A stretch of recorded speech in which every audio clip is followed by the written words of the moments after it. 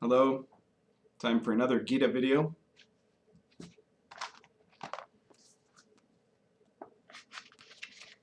And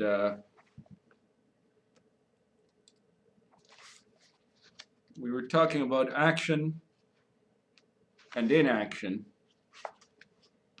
Now here we are, chapter 4, verses 16 to 18.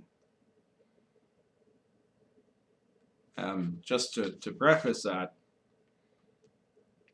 before this, Krishna was talking about the nature of action and how there's people that desiring success in material actions will make sacrifices to spirits. They get their reward, and then that's it. And that every person is bound to take actions, but Krishna points out that he himself is not affected by actions or by ambitions, he calls it, lust of result. And that anyone who realizes his state will be the same. They'll be free of the karma of actions. So now to verse 16. Even the intelligent are deluded as to what is action and what is inaction.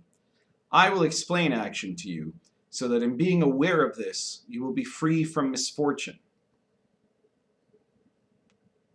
You must understand which action is right and which is wrong. You must understand when not to act and when to enter into action. When you can see non-doing in doing and doing in non-doing, then you have gained awareness in the world. You will be in unity, even if you take all kinds of actions. So this doing and non-doing, and vice versa, it's very reminiscent of the symbol of the Tai Chi, the Tao, you could call it the yin and yang symbol, the white and the black, right? And the idea of motion and stillness that my Yifa students will be familiar with from Qigong cultivation practices.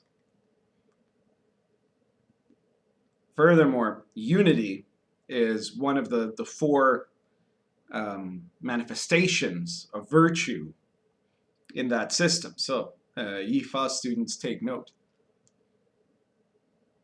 This is talking here then about in three verses and kind of in three different levels, right?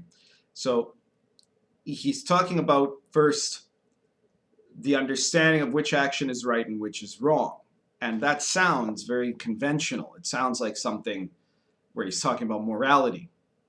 And you must understand when not to act and when to enter into action. And that sounds like some kind of philosophical principle of, how to decide when to do one thing. And that there's some things that are always the right thing to take action in, others that aren't.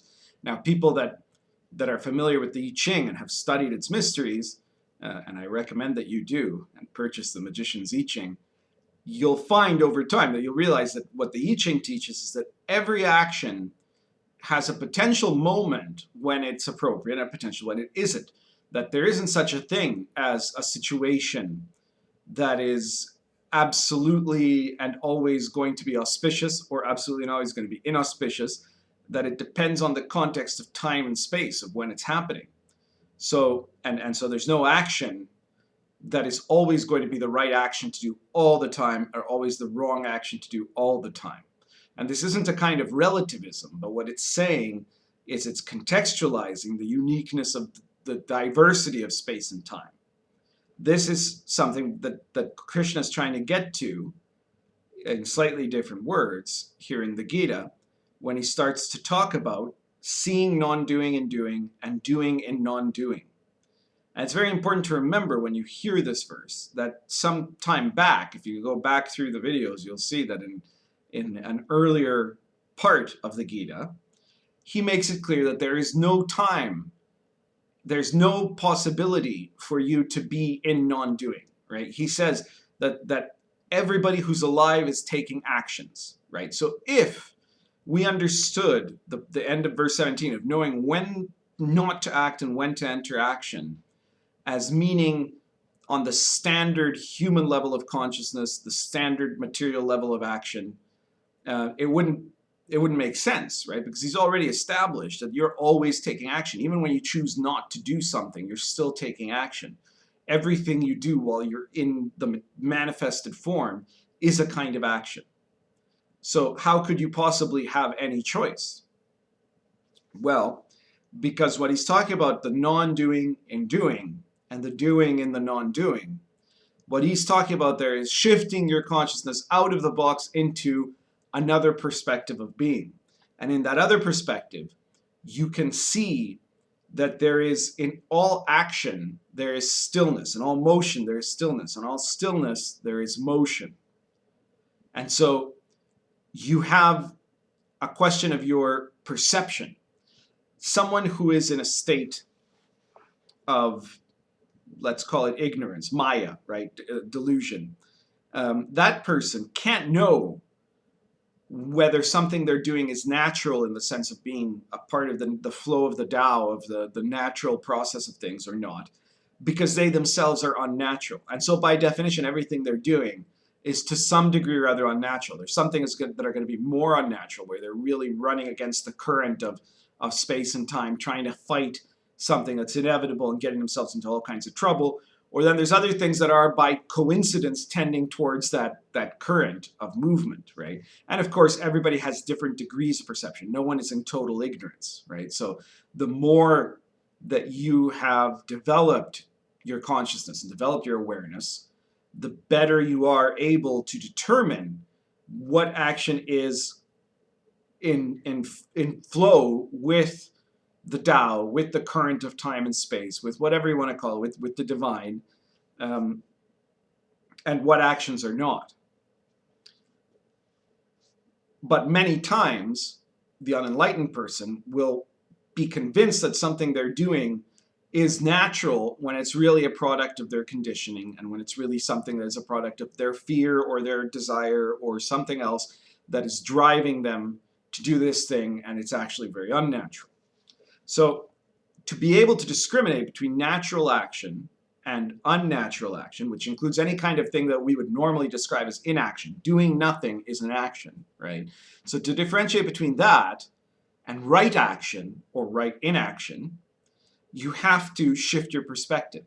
What Krishna is really saying here about karma yoga is that there's no way to get out of it when you're still thinking inside the box, when you're still operating on that level. You have to get beyond that level of being inside the matrix, so to say, right? This is a red pill kind of moment where you're waking up to this other level of consciousness that exists. And in that other level of consciousness, then you can understand and see where there is this flow of the Tao, this natural process, this movement of space and time. And if you are united, right, if you are in unity with that flow, if you are in unity with the divine, then every action you take is actually a kind of inaction. And every non-action that you do is also a kind of action, because you are in perfect harmony with creation. And therefore you are free of karmic consequences. Okay? So in the subsequent videos, you're going to see he elaborates more on how that can actually be achieved, because here that sounds great, but how do you do it, right? So you'll have to stay tuned for the next video on that. If you like this video, please subscribe and feel free to share it. And if you're interested in learning more about action, inaction, stillness, and motion, well, you might want to consider joining the Yifa Society. Send me a message or contact me on Facebook, and check out the Yifa Society playlist here in this YouTube channel. Thank you very much.